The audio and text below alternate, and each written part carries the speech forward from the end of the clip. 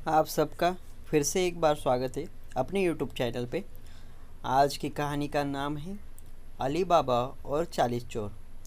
यह बहुत यह बहुत पुरानी कहानी है। यह कहानी प्रारंभ होती है पुराने समय के बगदाद शहर में, जहाँ दो भाई रहते थे, कसीम और अली बाबा। कासिम अमीर था, जबकि अली बाबा गरीब था। अली बाबा अपने परिवार का भरण पोषण करने के लिए लकड़ियाँ काटता था। एक दिन जब वह जंगल में लकड़ियाँ काट रहा था, उसने एक गिरोह की आवाज़ सुनी। वह पेड़ की ओट में छिप गया और देखने लगा कि क्या हो रहा है। गिरोह के हिस्सेदार घोड़े पर सवार होकर आए और उन्होंने एक चट्टान के सामने रुककर कहा, खुल जा सिमसिम। चट्टान अलग हो गई और एक गुफा प्रकट हुई। सारे चोर गुफा के अंदर चले गए और जब वापस लौटे तो उनके हाथ सोने से और रत्नों से भरे हुए थे। चोरों के चले जाने के बाद अली बाबा ने भी वही वाक्यांश दोहराया, खुल जा सिमसिम, और गुफा में चला गया। वहाँ उसने अनगिनत खजाने देखे।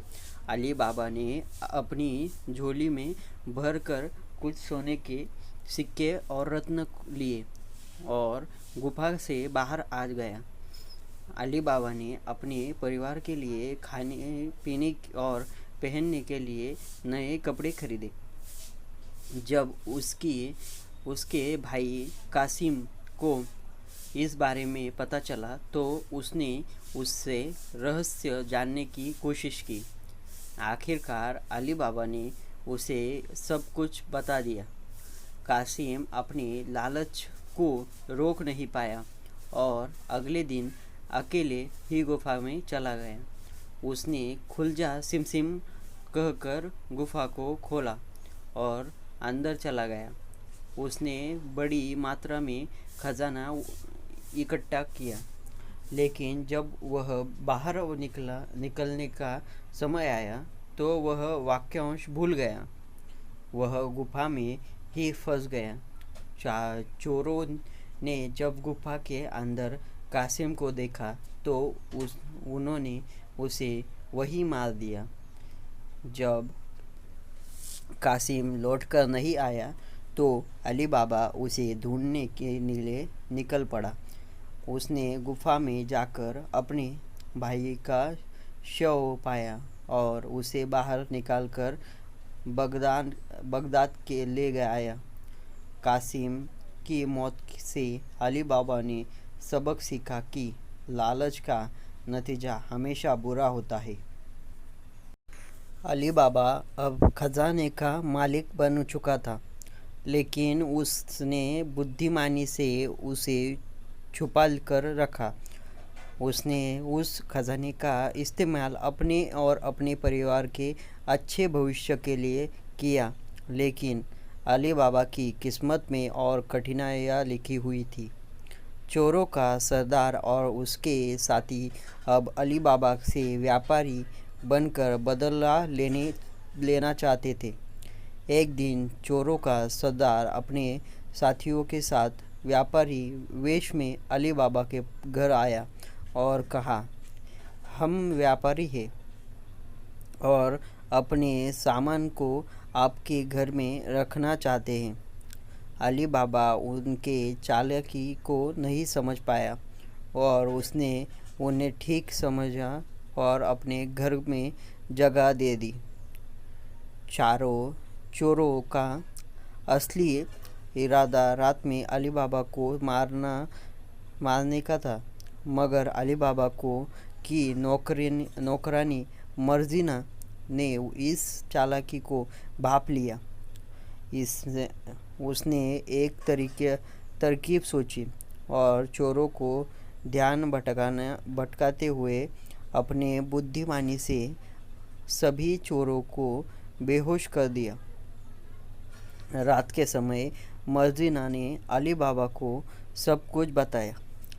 तब अली बाबा ने चोरों को उनके ही हाल में फंसाते हुए उन्हें बंदी बना लिया।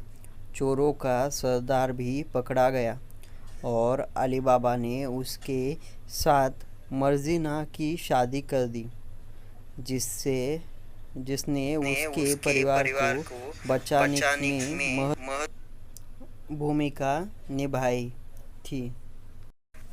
इस प्रकार अली बाबा अपने परिवार के साथ सुखपूर्वक रहने लगा।